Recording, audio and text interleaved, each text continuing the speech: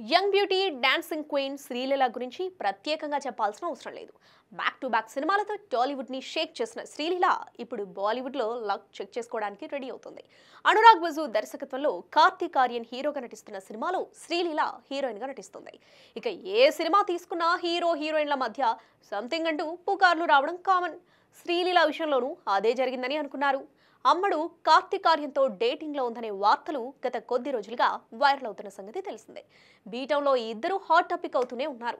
ఇటీవల కార్తీక్ ఫ్యామిలీ పార్టీలో శ్రీలీల పాల్గొనడంతో ఈ ఇద్దరి డేటింగ్ వార్తలకు మరింత బలం చేకూరింది.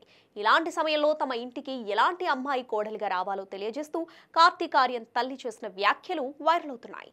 ఐఫా వేడుకల్లో పాల్గొన్న ఆమెను నిర్మాత కరణ్ జోహార్ కాబోయే కోడలి గురించి ప్రశ్నించారు. మా ఇంటికి మంచి డాక్టర్ చదువుకున్న అమ్మాయి కోడలిగా రావాలి అని కోరుకుంటున్నాం అని ఆమె తెలిపారు. దీంతో ఈ హింట్ చాలదా శ్రీలీల కార్తీక్ డేటింగ్స్ లో ఉన్నారని చెప్పడానికి అనే చర్చ మొదలైంది.